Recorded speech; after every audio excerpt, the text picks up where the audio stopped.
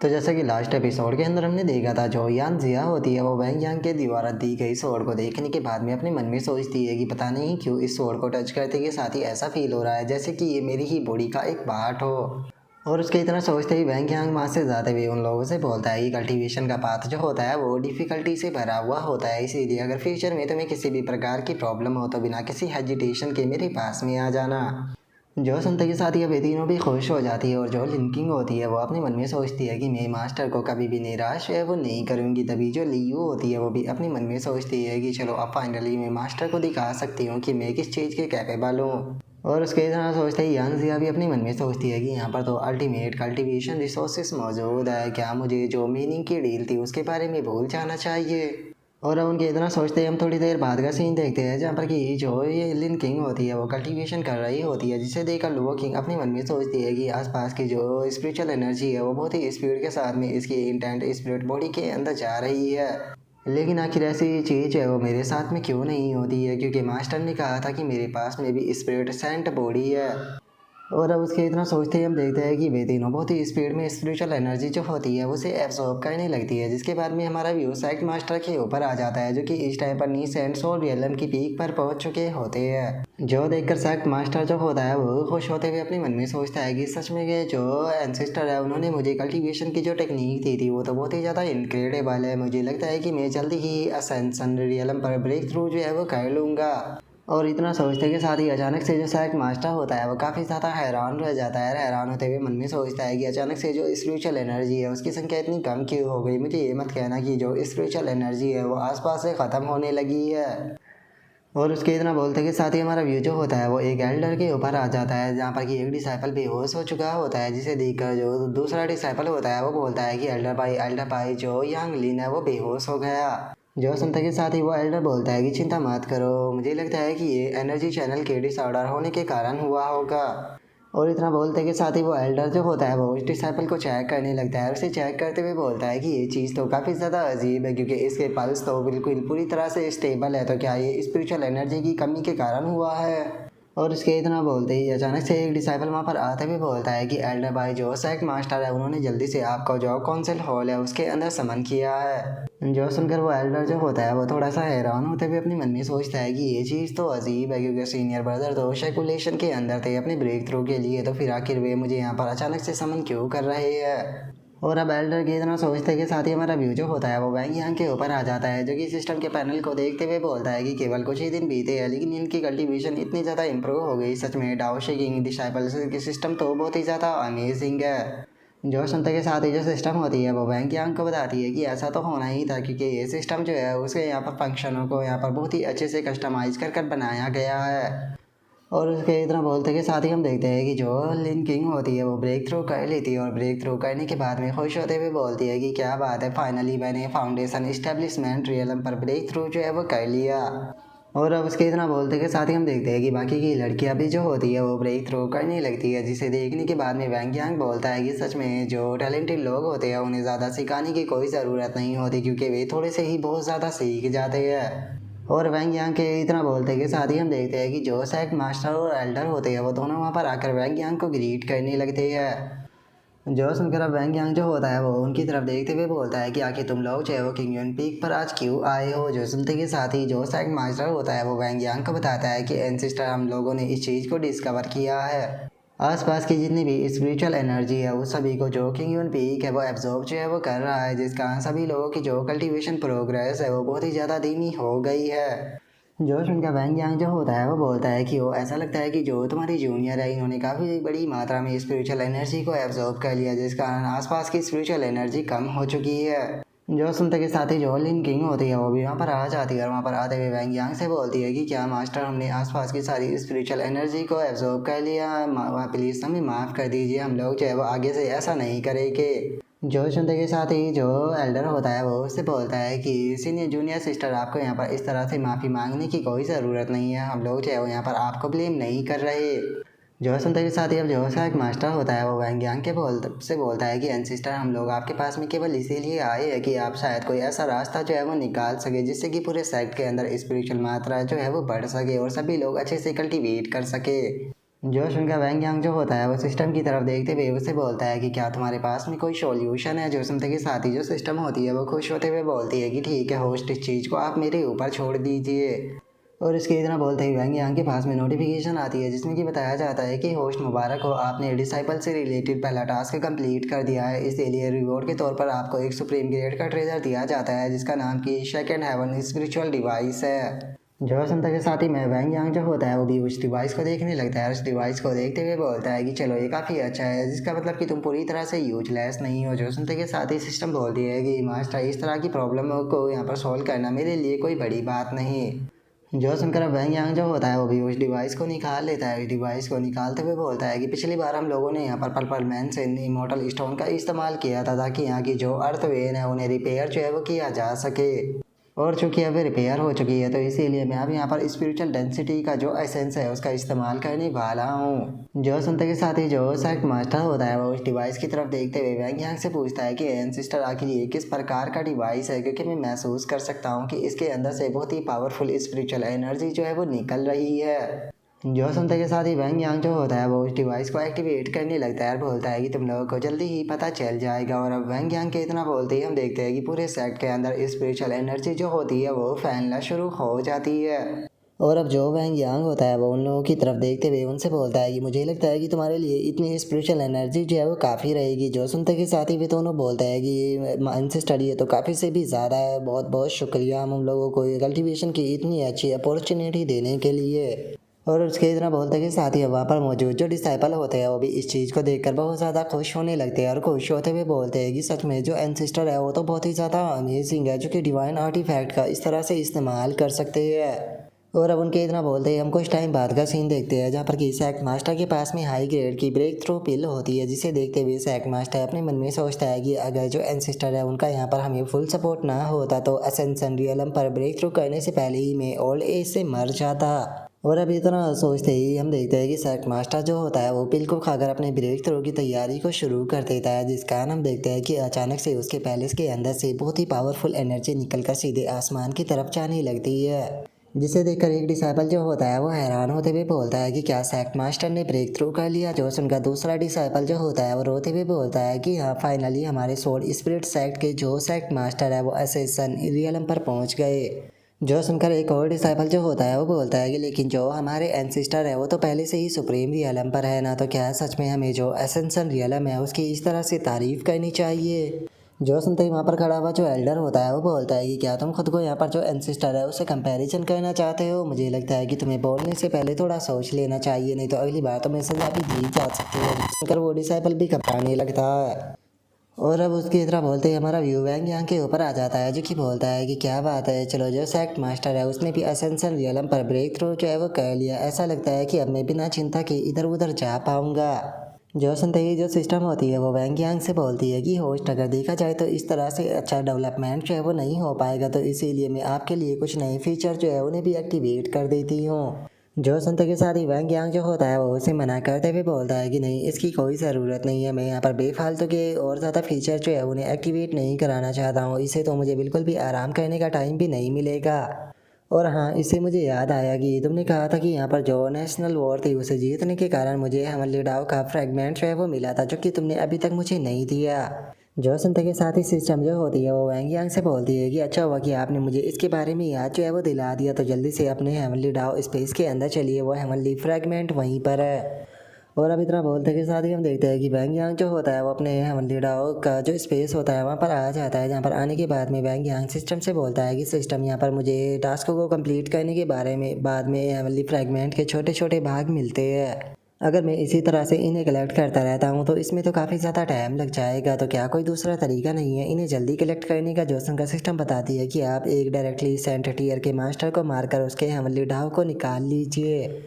जो सुनते के साथ ही वैंग यांग जो होता है वो उसे बोलता है कि क्या सेंट लेवल के कल्टीवेटर को मारना है, कि तुम मेरे साथ में मजाक कर रही हो। सेंट लेवल के कल्टीवेटर मेरे लेवल से बहुत ज़्यादा ऊपर है, लेकिन उसके बाद भी अगर उन्हें मारने की मुझे अपॉर्चुनिटी मिली तो मैं पीछे नहीं हटूंगा। और वैंग यांग की तरह बोलते ही अचानक से हम देखते हैं कि वैंग यांग के स्पेस के अंदर एक पिलर जैसी चीज़ जो होती है वो आ जाती है, जिसके बाद में वैंग यांग के ऊपर नोटिफिकेशन आती है जिसमें कि बताया जाता है कि आपका नेवी पूल जो है वो 8 ग्रेड का हो चुका है और ऑल नाविंग जो है वो भी 7th ग्रेड का हो चुका है। जो देखकर वैंग यांग जो होता है वो बोलता है कि क्या बात है, हेवनली डाओ से जो रिवॉर्ड मिलते हैं वो काफ़ी अच्छे होते हैं, लेकिन क्या इससे जो रियल है उसे भी अपग्रेड किया जा सकता है। जो संत के साथ ही जो सिस्टम होती है वो वैंग यांग को बताती है कि होस्ट हेवनली डाओ को आप जितना समझते हो ये उससे भी ज़्यादा ऊपर है और इसके अंदर अभी भी बहुत सारी ऐसी चीज़ें हैं जिसके बारे में कि आप नहीं जानते। जो संत के साथ ही वैंग यांग जो होता है वहाँ पर जो चीज़ें होती है उन्हें देखने लगता है और उन्हें देखते हुए बोलता है कि 1 मिनट रुको, आखिर ये टोंग टियान मिरर क्या है। और इतना बोलकर अब वैंग यांग जो होता है वो सिस्टम के ऊपर थोड़ा गुस्सा करते हुए उससे बोलता है कि मैं बस यहाँ पर इंजॉय करने के लिए आया हूँ, ना कि किसी नाइट सिक्योरिटी गार्ड की तरह यहाँ पर सिक्योरिटी करने आया हूँ जो कि तुम मुझे इस प्रकार के जो मिरर है वो दे रही हो। जो सुनते के साथ ही जो सिस्टम होती है वो घबराते हुए बोलती है कि होस्ट शांत हो जाइए, डोंट यार मिरर जो है वो यहाँ पर कुछ ऐसी चीज़ नहीं है जिसे कि मैंने क्रिएट किया हो। अगर मैं आपको सच बताऊँ तो जो ये डोंट यार मिरर है असल में जो आपके हेवनली डाओ का पाथ ऑफ चेज है उसके द्वारा क्रिएट जो है वो किया गया है, जिसकी मदद से आप लाइव फोटो जो है वो देख सकते हो जो कि आपके चेज के कंट्रोल में होगा। जो सुनकर वैंग यांग दूसरी तरफ देखते हुए बोलता है कि आखिर ये ओल्ड मैन कौन है। जो सुनते के साथ ही जो सिस्टम होती है वो बोलती है कि होस्ट क्या आप सच में इसके बारे में भूल गए हो, ये वही स्पिरिचुअल मास्टर है फिंग्यून सेक्ट से। जो सुनते के साथ ही वैंग यांग जो होता है वो बोलता है कि ओ अच्छा तो ये वही ओल्ड मैन है, तो चलो देखते हैं कि आखिर ये मेरे खिलाफ किस प्रकार की जो स्कीम है वो बना रहा है। जो सुन के सिस्टम जो होती है वो अपने मन में सोचती है कि क्या इसने अभी ये नहीं कहा था कि ये कोई सिक्योरिटी गार्ड जो है वो नहीं बनने वाला और अब ये मिरर का इस्तेमाल कर रहा है। और अब वैंग यांग के इतना बोलते के साथ ही हमारा व्यू जो होता है वो 1 महीने पहले जो एल्डन क्लाउड सेक्ट होता है उसके ऊपर आ जाता है, जहाँ पर कि हम देखते हैं कि 2 एल्डर बैठे हुए होते हैं, जिनमें से पहला एल्डर जो होता है वो बोलता है कि जूनियर ब्रदर बिल्कुल भी चिंता मत कीजिए, हिडन क्लाउड सेक्ट हमारे लिए जस्टिस जरूर करेगा। और उसके इतना बोलते ही हम दूसरे बंदे को देखते हैं जिसके कि साथियों को वैंग यांग ने मार दिया था, और वो बंदा जो होता है वो बोलता है कि सीनियर ब्रदर मेरा डिसाइपल जो है उस बास्टर्ड वैंग यांग के हाथों से मारा गया, मैं उसे जिंदा नहीं छोड़ना चाहता, मैं उसके पूरे के पूरे सेक्ट को डिस्ट्रॉय करना चाहता हूँ। जो सुनते के साथ ही वो पहला बंदा जो होता है वो दूसरे वाले से बोलता है कि जूनियर ब्रदर आप एक कल्टीवेटर हो, इतने सालों तक कल्टीवेट करने के बाद भी क्या आप अपने हर्ट के ऊपर कंट्रोल जो है वो नहीं कर पाए हो, अगर आप अपने आप को इस प्रकार से गुस्से में कैसे डाल सकते हो। जो सुनते के साथ ही वो दूसरा वाला बंदा जो होता है वो पहले वाले से बोलता है कि सीनियर ब्रदर विल उन लोगों ने हमारे साथ में ऐसा किया है, मुझे तो ये समझ में नहीं आ रहा कि आखिर आप अभी तक भी कैसे शांत बैठ सकते हो। और उसके इतना बोलते के साथ ही अचानक से हम देखते हैं कि एक बंदा जो होता है वो वहाँ पर आ जाता है, जिसे देखकर वो दूसरा बंदा जो होता है उससे पूछता है कि मार्शल नियोपी जो तुम्हारे मार्शल अंकल है उन्होंने क्या कहा। जो सुनकर वो लड़का जो होता है वो उससे बोलता है कि सीनियर आप चिंता जो है वो बिल्कुल भी मत कीजिए, मैंने अपनी जो अंकल है उनसे बात जो है वो कर ली है, अभी के टाइम पर अंकल अपने शैकुलेशन के अंदर है, लेकिन जल्दी ही वे अपने शैकुलेशन को कंप्लीट कर देंगे। और शैकुलेशन से बाहर आते के साथ ही आपके लिंग जिहान सेक्ट के साथ में जो कुछ भी हुआ है उसके लिए वो आपको इंसाफ जो है वो ज़रूर दिलाएंगे। जो सुनकर वो बंदा जो होता है उस लड़के से पूछता है कि जो सीनियर टूरिस्ट है आखिर वे कब सर्कुलेशन से बाहर आने वाले हैं। जो सुनकर पहला बंदा उसे रोकते हुए बोलता है कि जूनियर ब्रदर प्लीज़ अपने मैनर में रहिए। जो सुनकर वो लड़का बोलता है कि चिंता मत कीजिए, मुझे लगता है कि वे अगले 1 महीने के अंदर बाहर आ जाएंगे, लेकिन मैं पूरी तरह से श्योर नहीं हूँ।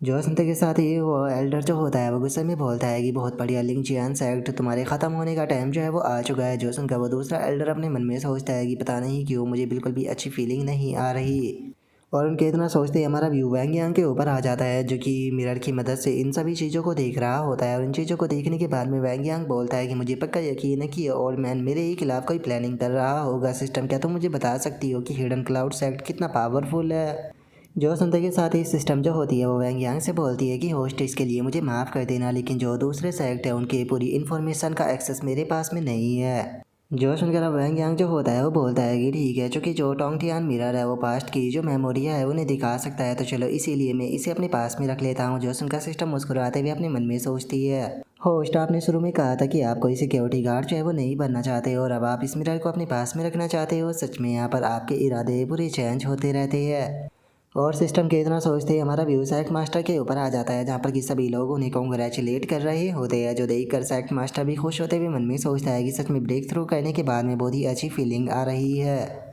और अब इतना सोचकर सेक्ट मास्टर जो होता है वो वैंग यांग के पास में आकर उसे ग्रीट करता है। जो देखकर वैंग यांग उसे बोलता है कि ठीक है बैठ जाओ, तुम्हें ऐसी फॉर्मेलिटी करने की कोई ज़रूरत नहीं। और अब मैं तुम लोगों को यहाँ पर एक चीज़ जो है वो बताने वाला हूँ। अपनी हेवनली फेथ के कारण मैंने इस चीज़ को डिस्कवर जो है वो किया है कि जो हिडन क्लाउड सेक्ट है वो जल्दी ही हमारे खिलाफ कोई ना कोई चाल जो है वो चलने वाला है। जो सुनकर सेक्ट मास्टर भी काफ़ी हैरान रह जाता है और हैरान होते हुए बोलता है कि क्या हिडन क्लाउड सेक्ट हमारे ऊपर अटैक करने वाला है। एंसिस्टर, क्या सच में ये बात सच है? तभी दूसरा एल्डर बोलता है कि आखिर हिडन क्लाउड सेक्ट हमारे ऊपर कैसे अटैक कर सकता है? सुनने में तो सच में ये चीज़ इम्पॉसिबल लग रही है। जो सुनकर एक और एल्डर जो होता है वो बोलता है कि एंसिस्टर, अगर हिडन क्लाउड सेक्ट की बात की जाए तो वो एक काफ़ी बड़े सेक्टों में से एक है। मुझे यकीन नहीं हो रहा कि वो इस प्रकार की कोई भी चीज़ कर सकता है। जो सुनते के साथ ही एक और एल्डर जो होता है वो भी वैंग यांग से बोलता है कि हाँ, ये बात देखा जाए तो पूरी तरह से सही है। एंसिस्टर, क्या आपको सच में ऐसा लगता है कि वो अटैक करेगा? जो सुनकर वैंग यांग उनसे बोलता है कि क्या तुम भूल गए हो कि कल्टीवेशन वर्ल्ड में क्या होता है? यहाँ पर सर्वाइवल के लिए जो पावरफुल बीइंग होते हैं वो हमेशा ही कमजोरों को खा जाते हैं। और क्या अब तुम लोगों को मेरी एबिलिटी के ऊपर डाउट है? जो सुनकर सेक्ट मास्टर बोलता है कि नहीं नहीं एंसिस्टर, हम लोग बिल्कुल भी आपके ऊपर डाउट नहीं कर सकते। और इतना बोलकर जो एंसेक्ट मास्टर होता है वो अपने मन में सोचता है कि एंसेस्टर जो है वो अभी अभी बैटल से लौटे हैं, तो शायद ऐसा भी हो सकता है कि वे काफ़ी ज़्यादा थके हुए हो। और सेक्ट मास्टर के इतना सोचते के साथ ही अचानक से एक डिसाइपल वहाँ पर आ जाता है और वहाँ पर आकर वैंग यांग से बोलता है कि एंसेस्टर, हिडन क्लाउड सेक्ट का जो दूत है वो यहाँ पर आया है और वो डायरेक्टली ही आपको देखने की डिमांड कर रहा है। जो सुनते के साथ ही जो सेक्ट मास्टर होता है वो भी हैरान रह जाता है। हैरान होते हुए बोलता है कि क्या सच में वे लोग यहाँ पर आ भी चुके हैं? आखिर वे लोग हमारे खिलाफ इस तरह से फाइट कैसे कर सकते हैं? और इतना बोलकर सेक्ट मास्टर मन में सोचता है कि यकीन नहीं होता कि एंसिस्टर डिवाइन फेट का भी इस्तेमाल कर सकते हैं। और उसके इतना सोचते ही वैंग यांग जो होता है वो बोलता है कि जब तक मैं यहाँ पर हूँ तुम लोगों को बिल्कुल भी चिंता करने की कोई ज़रूरत नहीं है। जी सुहान, जाओ जाकर जो वो दूत है उसे यहाँ पर लेकर आओ। जो सुनते के साथ ही वो भी ओके एंसिस्टर बोलकर वहाँ से चला जाता है। और अब उसके इतना बोलते ही हम कुछ देर बाद का सीन देखते हैं जहाँ पर कि वो दूत वैंग यांग के पास में आ चुका होता है और वैंग यांग को एक लेटर देने के बाद में उसे बोलता है कि अगर आप अपना जो स्वॉर्ड स्पिरिट सेक्ट है उसे सर्वाइव कराना चाहते हो तो जो ये युद्ध लेटर है इसके ऊपर हमने यहाँ पर अपनी जो डिमांड है उसे बिल्कुल क्लियरली लिख दिया है। जो सुनते के साथ ही वैंग यांग जो होता है वो बोलता है कि मैंने नहीं सोचा था कि जो तुम्हारे साथ से सेक्ट है वो इस तरह से पोलाइट होकर दूसरे सेक्टों को लूटते होगे। और इतना बोलते ही अचानक से वैंग यांग काफ़ी ज़्यादा गुस्सा हो जाता है, जो देखकर सेक्ट मास्टर बोलता है कि एंसेस्टर, क्या हो गया? आप अचानक से ऐसे गुस्सा क्यों होने लगे? क्या इस लेटर के अंदर कुछ गलत लिखा है? जो सुनकर वैंग यांग उससे बोलता है कि इसके अंदर ज़्यादा कुछ नहीं लिखा। ये लोग डिमांड कर रहे हैं कि मैं अपनी कल्टीवेशन को डिस्ट्रॉय कर कर स्वॉर्ड स्पिरिट सेक्ट के जितने भी कल्टीवेशन के रिसोर्सेज है वे सभी के सभी इन्हें दे दो। जो सुनकर वहाँ पर बैठा हुआ जो एल्डर होता है वो वैंग यांग से बोलता है कि इनकी हिम्मत कैसे हो गई हमारे सामने इस प्रकार की डिमांड रखने की? एंसेस्टर, हम लोग जो है वो इनके साथ में फाइट करेंगे। जो सुनते के साथ ही सेक्ट मास्टर भी बोलता है कि हिडन क्लाउड सेक्ट जो है वो यहाँ पर अपनी लिमिट से पार जा रहा है, हम इस चीज़ के लिए बिल्कुल भी एग्री नहीं कर सकते। जो सुनकर एक और एल्डर जो होता है वो बोलता है कि हाँ बिल्कुल, इनकी हिम्मत कैसे हो गई हमें ऐसी बुली करने की? क्या इन्हें लगता है कि हमारे सेक्ट के अंदर कोई भी ऐसा नहीं है जो कि इनका सामना नहीं कर सकता? और उनके इतना बोलते के साथ ही वैंग यांग जो होता है वो अपनी पावर का इस्तेमाल करते हुए जो हिडन क्लाउड सेक्ट का वो दूत होता है उससे बोलता है कि तुमने यहाँ पर आकर एरोगेंस दिखाई तो ये तुम्हारी पनिशमेंट है। और वैंग यांग के इतना बोलते ही अचानक से हमें वहाँ पर एक धमाका देखने के लिए मिलता है, जिसके बाद में वैंग यांग जो होता है वो उस दूत से बोलता है कि ठीक है, जाओ और जाकर अपने सेक्ट मास्टर से बोल दो कि अगर वे लोग जो है वो वॉर को ही चाहते हैं तो मैं उनके साथ में वॉर ज़रूर करूँगा। और अब वैंग यांग के अटैक के कारण हम देखते हैं कि वो दूत जो होता है वो इंजर्ड हो चुका होता है और वो वैंग यांग से बोलता है कि ठीक है, मैं समझ गया, मैं आपके मैसेज को उन्हें बता दूंगा। और इतना बोलकर अब वो दूत वहाँ से चला जाता है। तभी एक एल्डर आकर वैंग यांग से बोलता है कि एंसेस्टर, हिडन क्लाउड सेक्ट का वो दूत बहुत ही ज़्यादा एरोगेंट था, मुझे नहीं लगता कि उसे यहाँ से ऐसे जाने देना सही है। जो सुनते के साथ ही जो वैंग यांग होता है वो बोलता है कि कोई बात नहीं, तुम शांत हो जाओ, मेरे पास में खुद के प्लान है।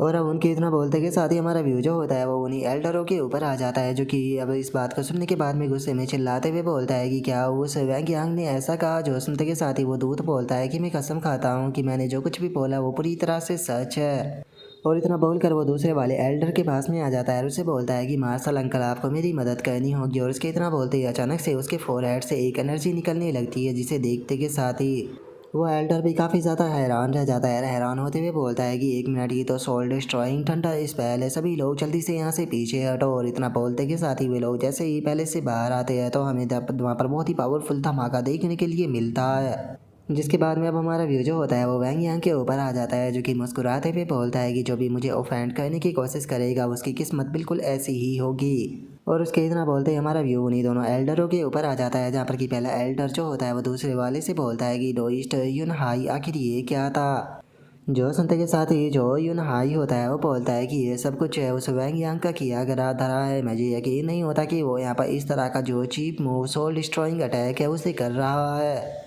जो सुनकर वो पहला एल्डर जो होता है वो यूनाहाई से बोलता है कि लेकिन जो सोल डिस्ट्रॉइंग थंडर सील है वो तो एक एंशिएंट डेमोनिक कल्टीवेशन आर्ट है ना, आखिर वैंग यांग जो है वो इस प्रकार के डेमोनिक आर्ट को कैसे सीख सकता है। जो सुनकर यूनाहाई जो होता है वो गुस्से में बोलता है कि ऐसा लगता है कि सोल स्पिरिट्स एक्ट जो है वो यहाँ पर जो डेमोनिक कल्टीवेटर है उन्हें इकट्ठा कर रहा है, तो चलो फिर ठीक है, हम लोग जो है वो सोल स्पिरिट्स एक्ट को डिस्ट्रॉय कर मेरे मार्शल भतीजे का बदला लेके। और अब उसके इतना बोलते के साथ ही हमारा आज का एपिसोड जो होता है वो यहीं पर ही कंप्लीट हो जाता है। तो नेक्स्ट एपिसोड के अंदर देखिए कि आगे क्या होता है। अगर आप लोगों को वीडियो अच्छी लगी हो तो लाइक करना, चैनल को सब्सक्राइब करना। मैं मिलता हूँ नेक्स्ट एपिसोड के अंदर, तब तक के लिए बाय बाय गाइस।